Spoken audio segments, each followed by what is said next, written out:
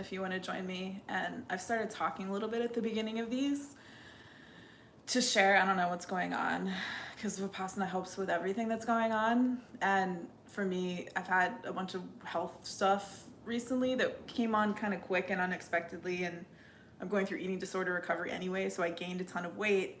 I've been having to navigate that part of health, and then also a bunch of mental health stuff came up a few months ago very strongly. I think it has to do with the energies and how they're changing and what's going on externally on Earth right now.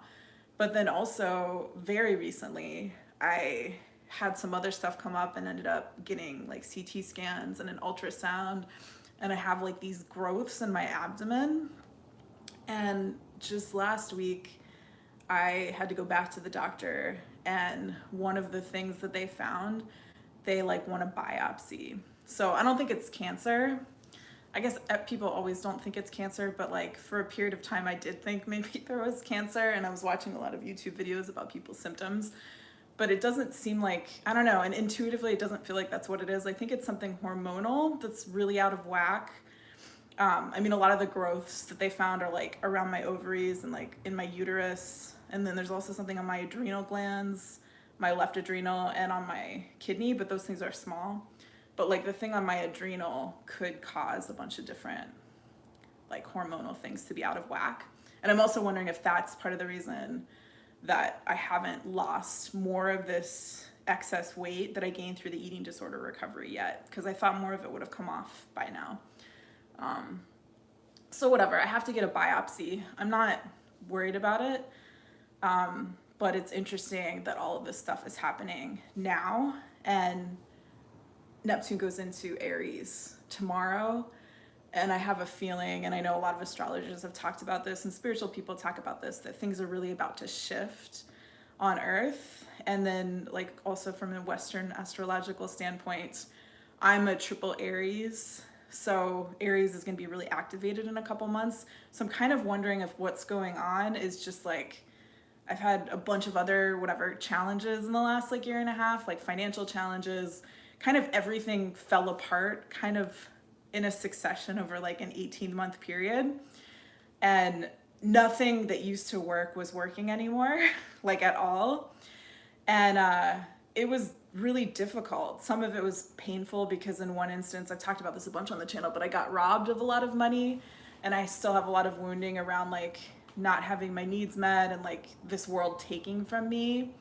And the person who stole the money is like somebody I'd helped through seeds. So also this stuff I needed to clear about like helping the wrong people, quote unquote wrong people, but like this patterning I think a lot of women have of like giving a lot to people who are taking too much and or not receiving what you're offering. So I think I was supposed to learn a lesson about all of this, and then all this other health stuff is trying to help me get in my body. But all that said, the reality, I don't mean to sound like overwrought or dramatic or anything, but they do have to do a biopsy on something that they found when I had all this health stuff happen. And they do biopsies to like make sure a thing isn't cancer, right? So like that should be happening. They're supposed to send in a referral soon, and it's bringing up a lot of stuff for me about like, because American healthcare is total shit, right? Like, I mean, it's, if you're rich, it's the best healthcare in the world, but you can't even access it if you're, like most people can't access it. And then insurance is a mess, and insurance dictates everything. And so it's like, it's also forcing me to confront the systemic failures, especially in this country where I live, that are like so prevalent right now. Like we're seeing all of these systems around us no longer work, they're collapsing. And I think, and a lot of spiritual people talk about this, right? It's just that all of these systems are founded on this unhealthy, like overvaluing of masculine energies. And right now we're coming into a period of time where like the feminine and the masculine, like yin and yang, are meant to come back into a healthy balance. So I think I'm being forced to really face that in every possible way, including physically. And it's certainly shown up in my work, and like Seeds, the social good organization, the mutual aid organization I founded, is about helping us, it's like an economic system that is grounded in a healthy balance of masculine and feminine energies. But because I still have a lot of stuff to heal, the unhealed stuff in me would show up in Seeds. Like I think that's true for every organization or every art project or whatever you make. And that's a big reason that so much of big tech is terrible, because the stuff, the exploitative tendencies in the people behind those organizations are also in the things that they made. So in my case, I've talked a bit about this other places, and I talked about it like in the Seeds blog. I always worry that I'm like repeating myself too much whenever I'm making videos or whatever. But it's like, for me, I needed to learn to not give too much to those who are taking too much, and really take good care of myself. And my body is like forcing me to do that right now.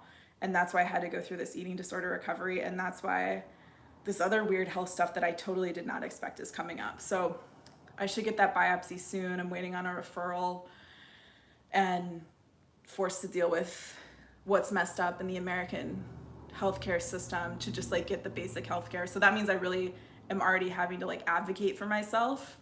And it's so messed up. I mean, we could all talk about how messed up American healthcare is for like hours and hours, right? But when you're already sick, if you don't have somebody there to advocate for you, like, you're weaker. Like, it's even more difficult to advocate for yourself within these dysfunctional systems.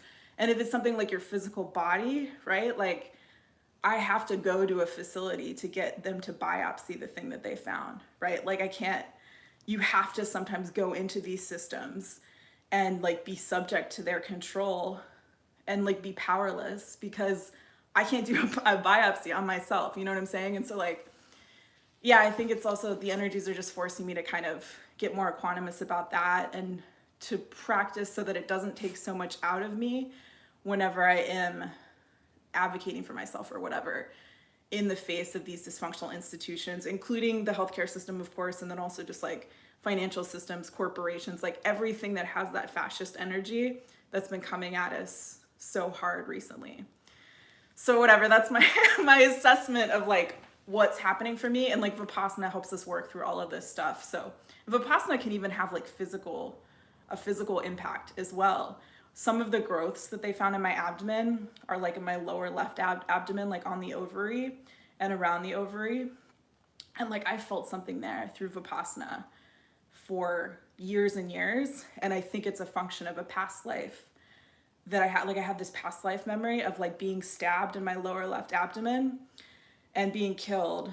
And it was like, if you're into past lives, I'm fascinated by past lives.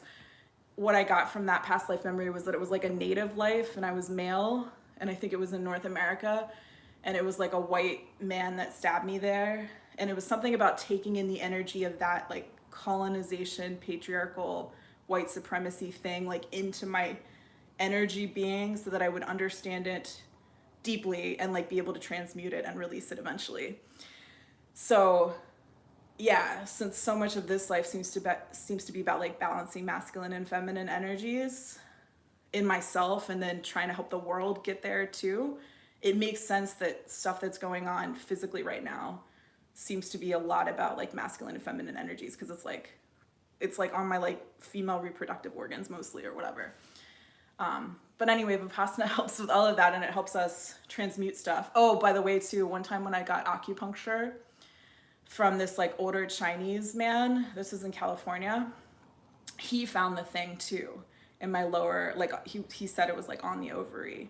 And this was well before there was any physical signs of like the physical signs of something being wrong there have just started showing up, as far as I know, like in the last few months. But this like acupuncturist saw it there. That would have been like, I don't know, like 2018, I think, or something. So it was several years ago. But my point here is just like, I've never talked this much at the beginning of one of these. But yeah, I'm just going to do some Vipassana meditation. I'm going to set my timer. If you want to join me, please do. You're welcome to. If you've never learned how to do Vipassana before, it's really something you should learn in a 10-day course, minimally 10 days. And there are free courses all around the world. Dhamma.org is the site that I would recommend to go to first. It's DHAMMA.org. And yeah, I've done a bunch of courses there, and I'm totally convinced. I mean, it's the practice that the Buddha apparently specifically used to like get out of what we're trapped in here. And even in my own life, even though I have a long way to go and a lot of spiritual development to do, it's made these like incredible positive changes. Like I used to have a lot of trouble with binge drinking. I've been totally sober for 7.5 years now. And it's just because of the meditation. Like I never did any kind of dedicated recovery or anything. And I'm not saying like, you know, you got to do whatever, wherever your path is taking you is where it's taking you. Recovery in a formalized setup really helps a lot of people. I'm just saying that it was amazing. Like I never knew that like just meditation could actually make somebody who drank as much for as long as I did totally sober. And it took time. It was like over a period of years and like a bunch of Vipassana courses. So anyway, if you want to join me, I would love that. If you already know how to do Vipassana, if you don't, you can take a free course. And if you just want to join anyway, even though you don't know how to do it, you can do Anapana, which is like a building block to Vipassana. And Anapana, if you're unfamiliar, is just like observing your breath coming in and going out. And you'll notice that your mind inevitably will eventually wander. So you just bring the mind back to the breath and that's it. And then over time, you'll start to notice that your mind wanders less frequently and you're able to keep your focus there for longer periods of time. And you'll also start to notice things in your life getting a little bit better. And to share this too, if Anapana meditation is hard, the building block below Anapana is called Shila. And so it's like you need those building blocks to even be able to do Vipassana meditation at all. You need Shila, and then you need what's called Samadhi, which you can get through Anapana meditation, and then you can do Vipassana. Vipassana means to see things as they really are, which is to say that all of this is constantly changing. So the pain that we go through when we're resisting what this construct is about that idea that we're not understanding in that moment that it's going to change, right? Whatever it is, it's eventually going to change. And it's hard to understand that because so many things here are painful and terrible, right? Anyway, if you have trouble focusing enough to do Anapana, to focus on your breath, check your Shila. So if you're like doing intoxicants, if you kill things, if you're taking things that aren't offered, why do I forget the other one? Sexual misconduct is another one. And a fifth thing, right speech. So, well, I didn't say that. Yeah, so if you're like lying, then those things will make it, if you're breaking Shila a lot, it'll make it impossible to be able to do any kind of meditation. I remember after my first Vipassana course, I sat for one day. I did like the next day after the course ended, I meditated, and then I just couldn't do it. And I didn't understand why at the time, but in hindsight, it became clear that it was because I was drunk all the time. So I was taking in intoxicants and therefore I just couldn't focus because I was breaking Shila. So yeah, I think that isn't widely known. Like I don't hear anyone else at all really talking about that. Like if you're having trouble meditating, going back to that can really help. Like, and even if you're just sober for like 24 hours or something like that, it makes a huge difference. If you haven't told a lie in 24 hours, like it makes a huge difference in your ability to meditate because then you have that foundation. So I'm gonna start. I'm gonna set my timer for an hour and I hope that you'll join me if it resonates with you, if you wanna join.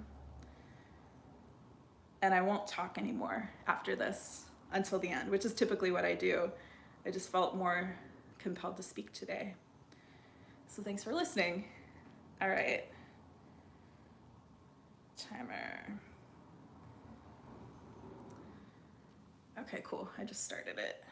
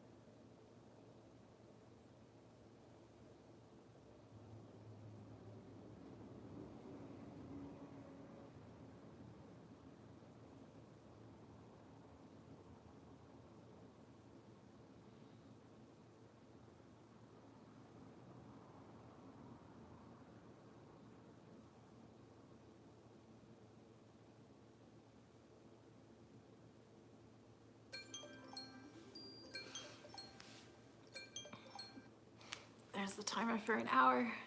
Thanks for meditating with me. Bye.